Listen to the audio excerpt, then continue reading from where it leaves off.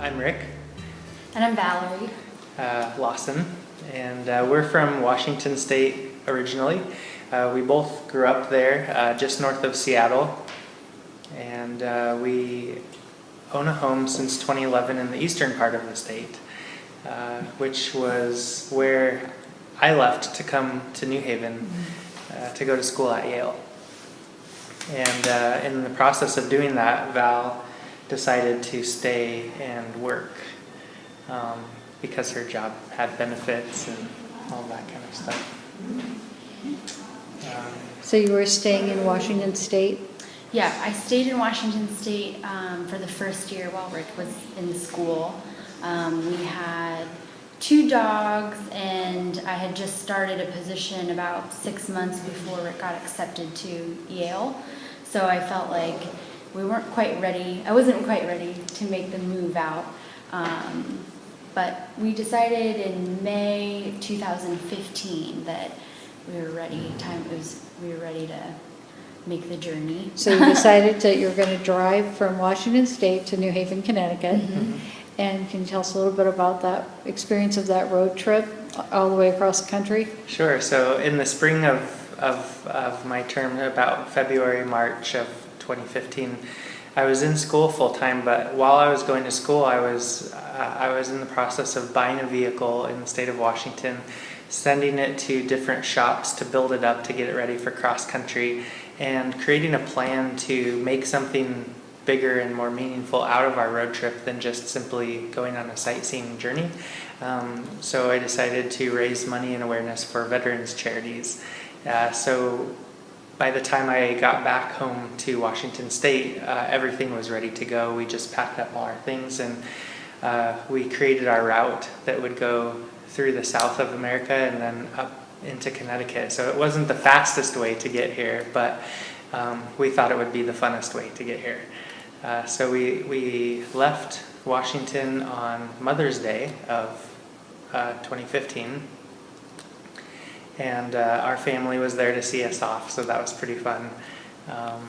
And we drove down through into Idaho, Oregon, and then into Idaho, where we stayed at Craters of the Moon National Park. And it just was, we had never been there before, and we had never seen anything like it. It really looks like a moonscape sort of atmosphere with all kinds of volcanic rock everywhere and rock formations. It was very stark but beautiful landscape. And from there we made our way down to Utah, and we got to drive around and do a little bit of off-roading in addition to the sightseeing along some of the places like Arches National Monument and parts of the Moab area, which is a popular off-roading recreational area. And the whole time we were doing this road trip, our intent was to camp. So we were trying to minimize our use of staying in hotels. So up until this point, at least, we had stayed in hotels all the way down through into Utah, and No, we camped. I mean Yeah. that we had Yeah. we had camped the entire way down into Utah and then Arizona. Mm-hmm. Once we got to Arizona, that was a different story. Everything changed. The weather got really, really bad. We were camping with not only Rick and I, but our friend Raymond, who came with us, and then our dog, who weighs about 96 pounds. He's like the size of a person, pretty much, all packed into our vehicle. So when we got to Arizona and the weather, it snowed on us, which we weren't expecting. Mm-hmm. I was a little bit more prepared than I think Rick and Raymond were, because I knew I was moving from Washington to Connecticut, and I know that you guys have bad winters here. So I had packed my winter stuff, but Rick and Raymond, they had like shorts and flip-flops. They were like ready for vacation. So they were we weren't really prepared for snow. We ended up like stopping at this little town outside of Flagstaff, and we're able to get like sweatpants and like shoes for the guys. So it was bearable, but just barely. We didn't last too long in the snow, just a couple days. Well, tell us a Yeah. little bit about, show us your cards and tell us a little bit about how you used it as an opportunity to raise money for a good cause. Okay. So, in the process of planning for the trip, we wanted to do something bigger than ourselves and make it meaningful. So, we created what we called the Honor Expedition, and the idea was to use the trip as an opportunity to honor veterans and their sacrifice by creating awareness and funds for certain veteran charities. And so we partnered with a few different charities. We partnered with an organization out of New Mexico called Paws and Stripes, who takes rescue animals and trains them to be service dogs for veterans. Also, Boulder Crest Retreat in Beaumont, Virginia, which is a world-class cabin retreat for military veterans that's free of charge for them to go and stay and get away from it all. They also have healing programs for the veterans and their families there as well. Yale Veterans Association, because I was a student there at the time, and am also a veteran, and so I wanted to support that group as well for all that they do for the community here as well. So you took the trip in 2015. Yes. And then did you get people to sort of sponsor different legs of the journey, or how did you do that? We actually just we weren't extremely focused on like sponsorship that way, but what we tried to do is we would just try to spread the message about these organizations that don't get that much publicity or recognition around the country, and it was more really about getting these smaller organizations well known around the country and just talking to people one-on-one, and we would ask people if they wanted to donate on the road, or we would direct them to our website so that they could donate through the website. But we weren't asking people to sponsor a leg per se.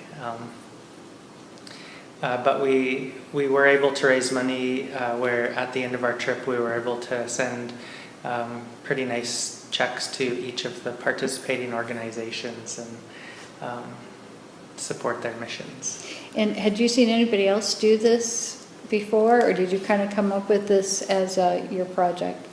So I had heard of other people like bicycling across the United States or walking across for different purposes, but usually those were done with the specific intention of that fundraising or whatever purpose they were doing. I thought that what was unique about our project was that the impetus for the project was actually moving my wife across the country and road tripping. So we figured, since she had to move over here, instead of just flying here, which would be rather boring, that we would take this time that we had to see some of America that we had never seen before, and also do something positive with the opportunity. So maybe you could tell us, what were some of the things that you saw on a road trip that you wouldn't have seen if you flew? We just saw a lot of the country. I've never been on a cross-country road trip before. I've flown in and out of certain states, but this was the first time going through Utah and Arizona, a lot of the back country, where we saw some really beautiful like rock formations and just very interesting weather, which we never would have seen in an airplane. Our snowstorm turned into rain, which turned into lots of mud, and then that turned into a tornado. As it kind of followed us, the storm kind of followed us from Arizona all the way up through like Virginia almost. So hail, huge hail. You name it, you don't get that on an airplane. No. And then just meeting people too, we met a lot of people because our vehicle was so unique looking. People would stop us and then just want to talk to us about what we're doing, and they would share their stories of people that they knew in the military, or perhaps they were themselves in the military. So we would just stop and talk to people, and that was just really great. So I know you're working with a filmmaker, and he came with you on the trip. He And did. how's the film coming? The film's coming along really well. He lives in Dallas, Texas, and he has a trailer for the movie finished now, but he'll be working over the coming months to complete the movie, and we're really looking forward to when we're able to release that, so we can continue to bring a new dimension to the project, because now that the road trip is over, it will be interesting to give people a visual sort of look into what that trip was like for us, and also continue to raise that awareness about veterans and veterans issues and these specific charities that we were raising money for. Is there anything else you want to tell us about how unique this trip was for you? To me, this was a life-changing trip. I'm not only just being on the road and experiencing that, but also being in a position where being on camera and being sort of the center of attention in a way, and getting attention from other people, but as a way of promoting good organizations and talking about the issue of veteran suicides in our country, and talking about great benefits and that there are out there. That was it was hard at times. It was really hard, but it was also a really wonderful experience.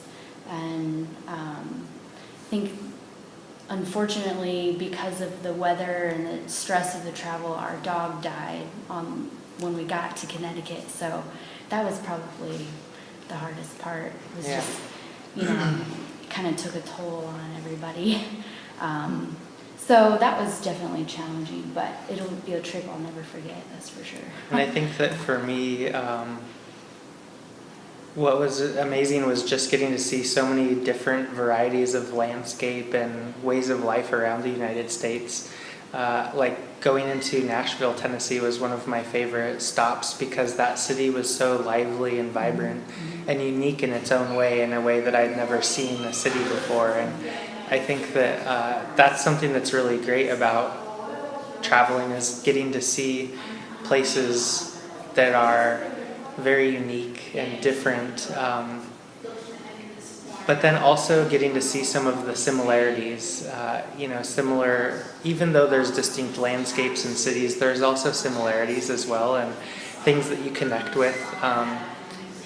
Like most people, they are, most people want to be friendly, want to be helpful, are willing to talk to you and, maybe give you some directions or whatever. And that's something that generally doesn't change from place to place. But there were also some really out of the way, very rural places that were very desolate and very poor, that had a feeling of, at least for me, being a bit uncomfortable in some of these places that I didn't know and seemed like they could be dangerous. And so it was interesting to just go from place to place and have all of this wide range of emotion and feeling, and then also seeing this stuff. It was just kind of like all of our senses were just being filled and changed and stuff the whole trip, which was pretty fun.